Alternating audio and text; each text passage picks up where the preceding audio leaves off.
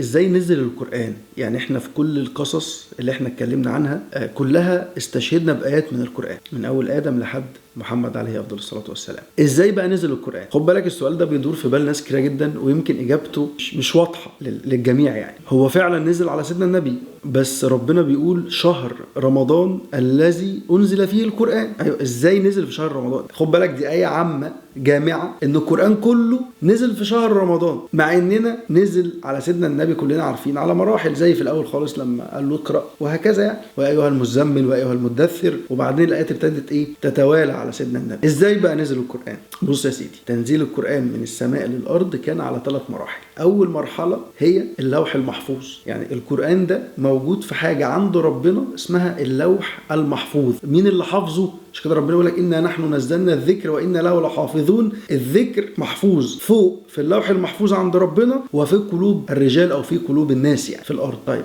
إيه دليل إن القرآن موجود في اللوح المحفوظ؟ بل هو قرآن مجيد في لوح محفوظ. خلاص، ده قرآن مجيد في لوح محفوظ عند ربنا سبحانه وتعالى. تاني مرحلة خالص هو نزول القرآن من اللوح المحفوظ إلى الدنيا أو إلى سماء الدنيا. فين الكلام ده؟ شهر رمضان الذي أنزل فيه القرآن. يعني القرآن كله جملة واحدة، من أول الفاتحة لحد آخر سورة، كل آيات القرآن نزلت في شهر رمضان. وإن أنزلناه في ليلة القدر، وبالتحديد في ليلة القدر. نزل فين؟ نزل على السماء الدنيا عشان ياخدوا الملك اللي هو جبريل يوصلوا لمين؟ يوصلوا لسيدنا النبي عليه أفضل الصلاة والسلام. وقرآنا فرقناه لتقرأه على الناس على مكث ونزلناه تنزيلا. يبقى القرآن كان في اللوح المحفوظ، نزل للسماء في ليلة القدر وفي شهر رمضان، ونزل للنبي عليه أفضل الصلاة والسلام من خلال جبريل اللي هو الوحي. قل إنما أنا بشر مثلكم يوحى إلي. ده سيدنا النبي بيتكلم عن عن الوحي أو عن القرآن الكريم.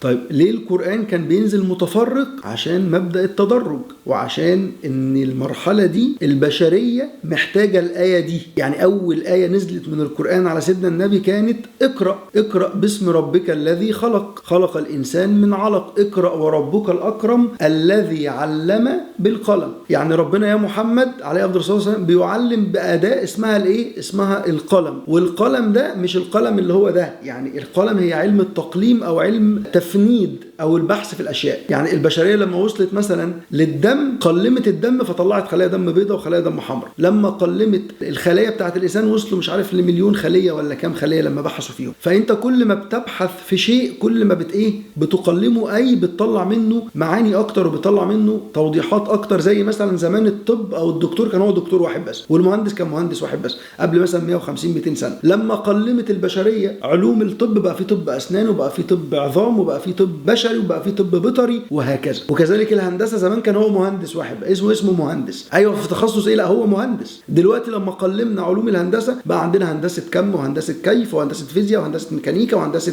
كهرباء وعلوم أو أجزاء كتيرة جدا. وكأن دي أول آية أو ده كان أول سؤال بيدور في عقل سيدنا النبي، اللي هو أيوة أول ما سمع اقرأ باسم ربك علم الإنسان. يعني إيه بقى علم بالقلم؟ فيجي ربنا بعديها يروح جاي موضح لسيدنا النبي إيه هي العلم اللي بالقلم. والعلم اللي ربنا بيعلمه للناس هو ليس علم اختياري، يعني ربنا مش بيختار بيه حد معين بيعلمه له، ولكن هو علم موجود للبشر كلهم. اللي هياخد بأسبابه هيوصل وهيرتفع. يرفع الله الذين آمنوا منكم والذين أوتوا العلم درجات. فأصبح إن كان القرآن بينزل في كل مرحلة تستدعي الآيات بتاعتها. فبعد شوية تنزل الآية على النبي يا أيها المدثر قم فأنذر وربك فكبر. خلاص قوم بقى وادعي، وهكذا. وابتدت تتوالى الآيات القرآنية على سيدنا النبي. فالقرآن كان في اللوح المحفوظ، وبعدين نزل لسماء الدنيا، وبعدين تم الوحي بيه لسيدي رسول الله عليه أفضل الصلاة والسلام. ومن هنا لازم نبدأ ونقول إيه هي خريطة الأنبياء. ليه نبي الله نوح مش مكان نبي الله محمد؟ وليه نبي الله عيسى مش مكان نبي الله إبراهيم؟ وليه الترتيب الزمني الغاية في الدقة؟ تعالوا نتكلم في الحلقة الأخيرة وفي توضيح خريطة الأنبياء عشان تفهم منها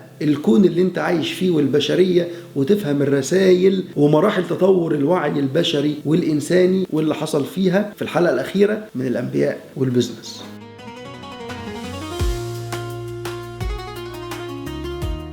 احنا عندنا في التعليم في حاجة اسمها البري سكول، اللي هي المرحلة اللي هي بيسموها الحضانة، يعني اللي هي قبل التعليم الأساسي، اللي هي قبل البرايمري أو قبل المرحلة الابتدائية. المرحلة دي الأولاد الصغيرين تقريبا اكتر حاجه بيتعلموها هي امور كلها فرديه. يعني اكتر شيء بيتعلموه في المرحله دي هي امور فرديه. مرحله البري سكول دي ايه امور فرديه؟ ممكن يكونوا بيعلموا الطفل ازاي ياكل، ازاي يتكلم، ازاي ينظم حروف، ازاي يعرف يفرق ما بين الالوان، ازاي يعرف يقول وايت بلاك. كلها حاجات بيزكس بنسبه 100% خاصه فين؟ خاصه بالولد او خاصه بالطفل او الطفله يعني. طيب في المرحله دي غير مطلوب منه تماما ان هو يعلم اصحابه شيء او يدعو اصحابه لاي شيء. الطفل هو في البري سكول مثلا ما بيجمعش اصحابه كده ويقول لهم احنا هنعمل خطه او هنعمل مشروع، مثلا هنفتح بزنس هنعمل سندوتشات مربى يعني، او هنعمل مثلا ايس كريم ونبيعه للناس. مفيش الكلام ده خالص. وكأن مرحله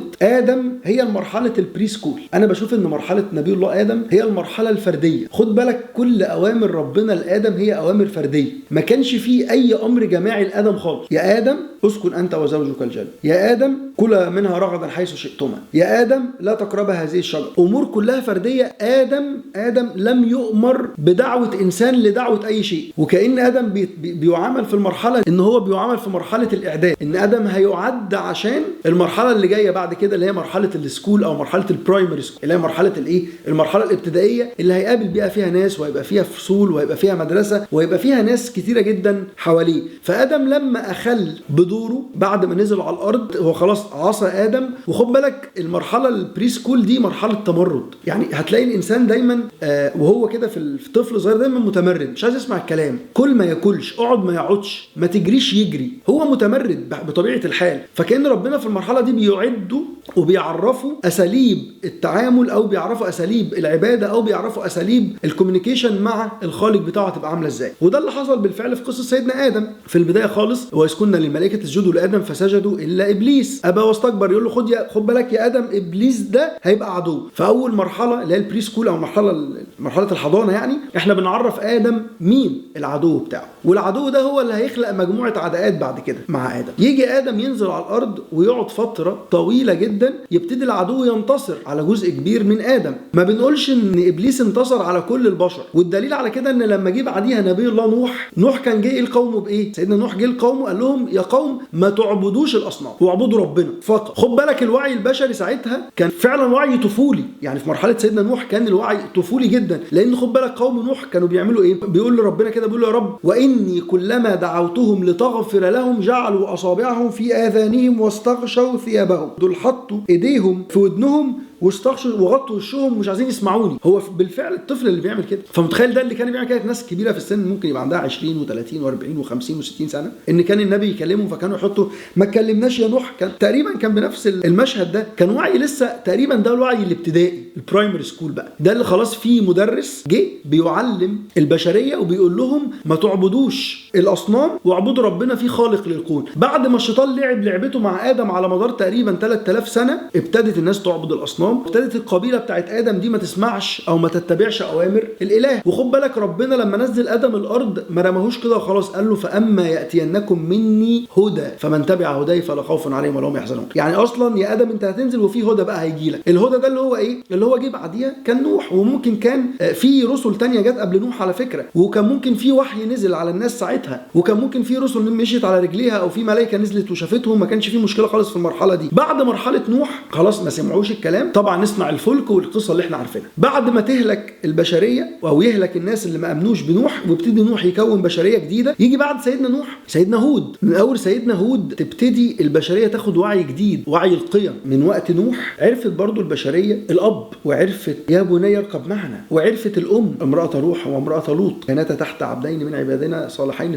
فخانتهما. ابتدوا البشر يخونوا بعض من بدايه نوح. ولما نيجي نخش على سيدنا هود هتلاقي وقوم عاد الذين طغوا في البلاد. قوم عاد كانوا ابتدى البشريه تعرف بقى القوه وتعرف الزراعه وتبنون بكل ريع ايه، وابتدوا يبنوا وابتدوا يتطوروا. وعشان كده تقدر تقول ان ابتدى سيدنا هود ينزل وعي اسمه وعي ضد الفساد، ضد الفساد المعماري والتفاخر. كانوا بيفتخروا باجسامهم، بيفتخروا ان هم بيبنوا قوم عاد. بعدها مباشره يجي قوم صالح، نبي الله صالح. ده خد بالك ده كلامك في وعي قيم اخلاقيه وسلوك اجتماعي. يجي سيدنا صالح مع قومه والناقه، ابتدت البشريه برضو ايه، انت نبي ورسول اثبت لنا. خد بالك مع نوح ما كانش فيه انت نبي ورسول اثبت لنا، ومع هود وقوم برضو ما كانش فيه انت نبي ورسول اثبت لنا. يعني ما طلبوش معجزات، ما فيش قوم نوح ما طلبوش معجزه، وقوم هود ما طلبوش معجزه. اللي طلبوا معجزه اول معجزه تظهر في تاريخ الانبياء كانت في قوم سيدنا صالح. ابتدت البشريه تتطور اكتر، عرفوا بقى زراعه وعرفوا صناعه وعرفوا تقريبا يقال ابتدوا يعرفوا بقى الخمور والتخمير وابتدوا يتطوروا. قالوا له طب ورينا بقى، احنا بص بقينا اقوياء ازاي، ورينا بقى لهج ده هيعمل ايه، وطلع لنا ناقه منين؟ من الصخره. وراح جاي مطلع لهم ناقه من الصخره، وبرده ما يامنوش فيستحقوا العذاب. بعد سيدنا صالح على طول، خد بالك الفتره اللي فاتت دي كلها انا بقول عليها يمكن يعني قلنا فتره ادم هي البري سكول، وبعدين البرايمري سكول فتره نوح، او المرحله الابتدائيه فتره نوح وفتره هود وفتره صالح. بعدها بقى مباشره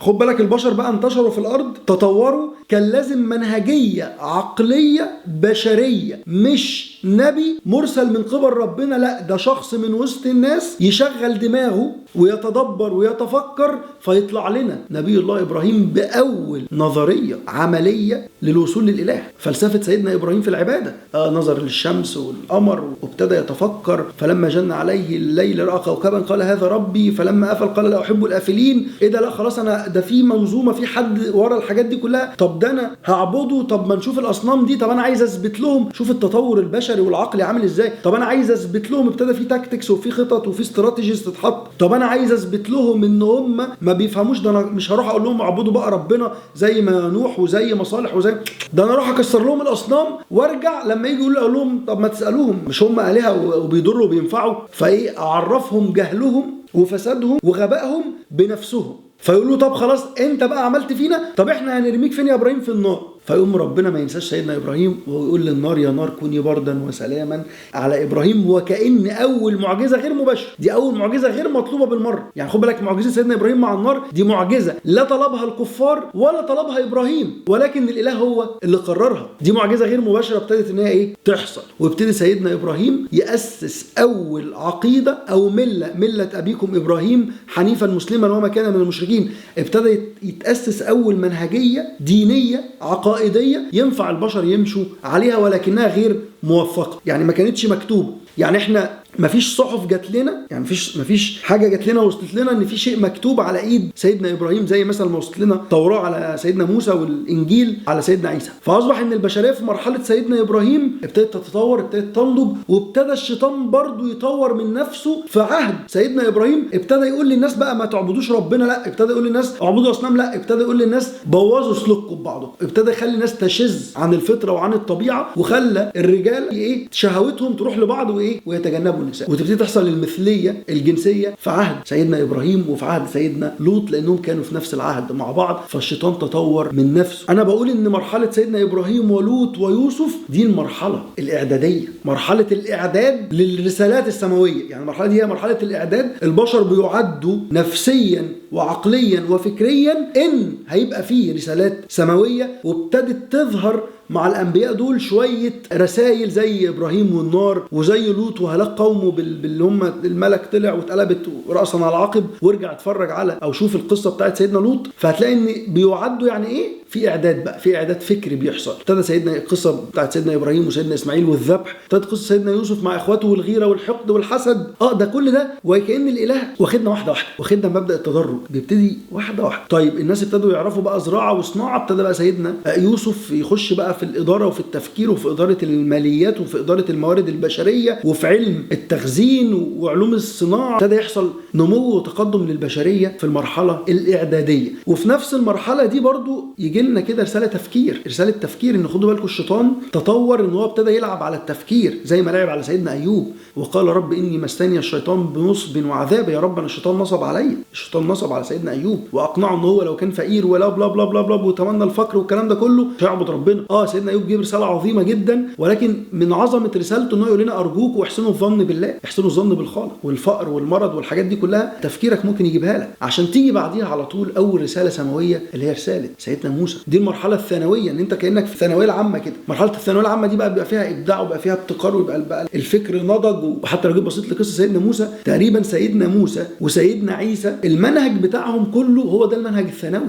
يعني انا قسمتها كده وانا بدعي كده ان سيدنا موسى وسيدنا عيسى ده المنهج الثانوي، الثانويه العامه. خد بالك الثانويه العامه فيها 2 انبياء، مع العلم ان في المرحله الاعداديه في عندك تقريبا ابراهيم واسماعيل ولوط واسحاق ويوسف وايوب. ففي المرحله الثانويه دي ابتدت بقى ايه، لا خلاص احنا هنوثق بقى كل حاجه، هتبتدي توثق المحرمات، هتبتدي توثق. اول ما ابتدت المحرمات تظهر، ظهرت في الوصايا العشر اللي هي موجوده على فكره عندنا في القران على ايد نبي الله موسى. فابتدت البشريه تعرف الرسالات السماويه، الالواح، توراة، شيء موثق مكتوب. وابتدت البشريه تعرف برضو الظلم من ظالم او من شخص طاغي اللي هي الشخصيه الفرعونيه. ابتدى ربنا وكأنه بيعلمك علم نفس، بيعلمك الشخصيه الفرعونيه، ما اريكم الا ما ارى وما اهديكم الا سبيل الرشاد. يا هامان ابني لي صرحا لعلي ابلغ الاسباب، لاطلع اسباب السماوات والارض فاطلع الى اله موسى. انا عايز اشوف اله موسى ده. ابتدت شخصيه فرعون وكان ربنا بيقول خدوا بالكم من الشخصيه الفرعونيه. وللعلم الشخصيه الفرعونيه دي موجوده في حياتنا، وان شاء الله دي هيبقى ليها حلقه لوحدها بعد ما اخلص البرنامج. هنتكلم عن شخصيات الانبياء او الشخصيه الفرعونيه دي موجوده وايه صفاتها، وممكن يكون فكره انت عندك من الشخصيه دي وناس حواليك، فلازم نتخلص من الشخصيه الفرعونيه. بعد سيدنا موسى ورحلته وقصته وكلامه مع ربنا، وهنا لاول مره برضه بيحصل حديث مباشر مع الاله ومع نبي. وده اللي خلى لما بني اسرائيل طلبوا من سيدنا موسى وقالوا ارنا الله جهرة فاخذتهم الصاعقه، ده اوبشن مش موجود، احنا اخرك نكلم. انما سيدنا موسى لما طلب من ربنا قال رب ارني انظر اليك، قال لن تراني. هو مش هينفع نشوف يا جماعه، تشكيل الانسان وهيئته في الدنيا لا يتقبل ولا يتحمل رؤيه الاله، يتحرق في ساعتها. فمن رحمه ربنا بينا ان احنا ما نشوفوش، انما ان شاء الله في الاخره اي وجوه يومئذ ناظره الى ربها ناظره، ان شاء الله في الاخره نشوفه، وزي ما حضراتكم شايفيني كده ولله المثل الاعلى. فاصبح ان سيدنا موسى لما قال له ايه يا رب عايز اشوفك،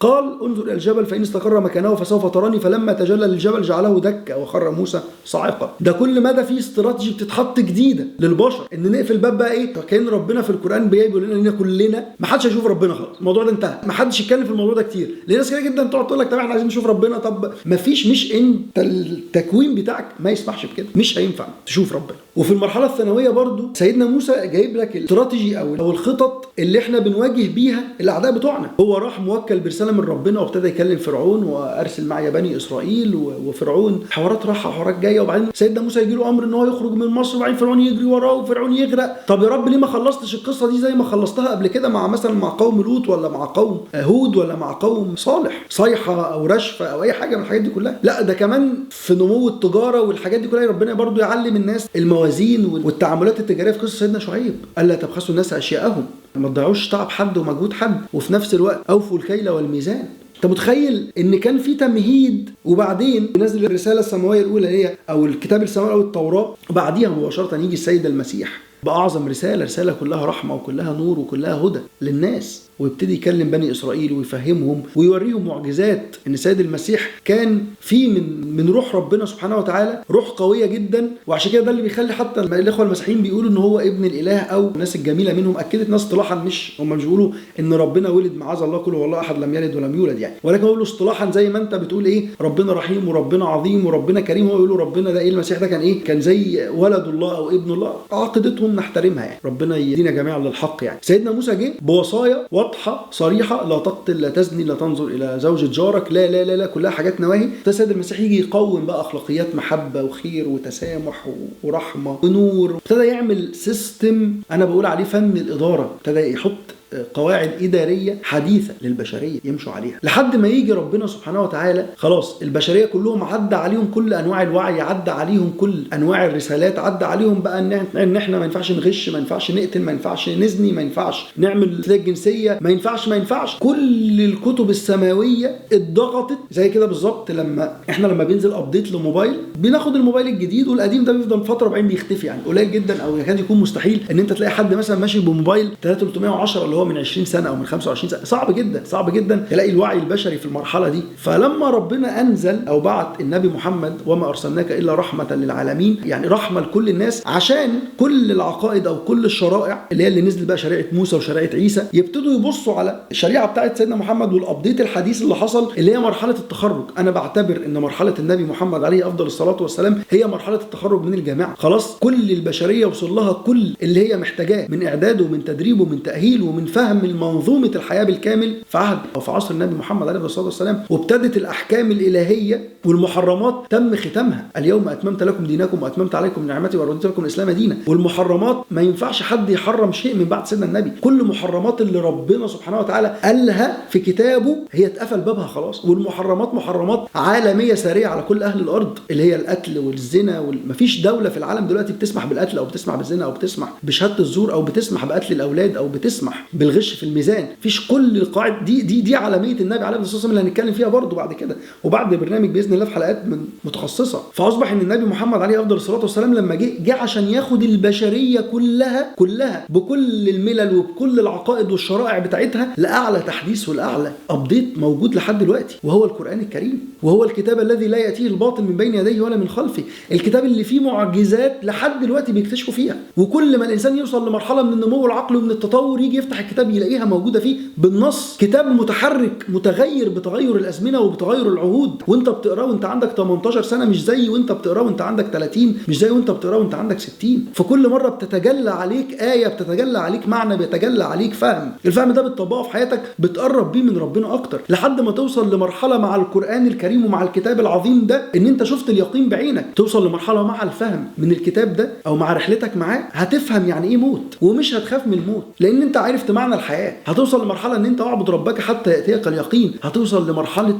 ان انت فهمت، والفهم ده نعمه من عند ربنا. الفهم او الرحمه اللي ربنا بيديها لك اللي احنا اتكلمنا فيها الحلقه اللي فاتت، الرحمه اللي تخليك ماشي وشايف الدنيا كلها بعيون الاله ولله المثل الاعلى في التعبير وفي التشبيه. ان انت تبقى ماشي مش خايف من شيء، انت عارف ان ربنا معاك. مش خايف من فقر، مش خايف من ظلم، مش خايف من حد يجي عليك، مش خايف من مرض، مش خايف لانك على الصراط المستقيم. قل ان هذا صراطي مستقيما فاتبعوه ولا تتبعوا السبل فتفرق بكم عن سبيلي. وانصح حضرتك خش اتفرج على الحلقات اللي انا عملتها عن الصراط المستقيم وعن القوانين، تساعدك بشكل كبير جدا لفهم منظومه الحياه. انا بشكر ربنا سبحانه وتعالى ان هو اداني القدره والقوه ان انا اقدر اعمل 30 حلقه اللي انا عملتهم دول. وبجد والله العظيم شاكر لوقتكم وشاكر تعليقاتكم، ومفيش تعليق تقريبا غير وقريته، ولكن عذرا لو ما عرفتش ارد على كل التعليقات. وشاكر على كل شير انت عملته او كل مشاركه انت عملتها وكل لايك انت عملته على اي فيديو من الفيديوهات اللي فاتت، وعلى كل حاجه حلوه حضرتك قلتها لي او حضرتك قلتها لي او كتبتها لي. بجد انا من اعظم نعم ربنا عليا ان هو من عليا ان انا اقدر اعمل البرنامج ده، لان انا عارف وواثق ان البرنامج ده انا هموت بس هو هيعيش، انا هسيب الدنيا بس هو مش هيسيبها، هيفضل موجود وهيفضل الناس ترجع له. وانا بنصح حضرتك شوفه مره واثنين وثلاثه وجردني منه تماما. يعني وانت بتشوفه انسى ان انا اسمي محمود وانسى اي حاجه، خد الكلام فقط. حتى لو تشغله عندك في العربيه او تسمعه صوت بس هتوصل لك المعلومه برضه، لان البرنامج هيعمل لك اعاده هيكله واعاده تفكير في الحياه وفي المشاريع وفي الوظيفه وفي كل حاجه في حياتك.